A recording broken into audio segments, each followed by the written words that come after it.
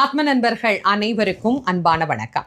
சிவபெருமானை வழிபடக்கூடிய சிறப்புக்குரிய நாட்கள்ல ஒன்று ஐப்பசி மாத பௌர்ணமி. சிவபெருமானுக்கு எத்தனையோ அபிஷேகங்கள் செய்து நாம வழிபாடு பண்றோம். அவர் ஒரு அபிஷேக பிரியனும் கூட.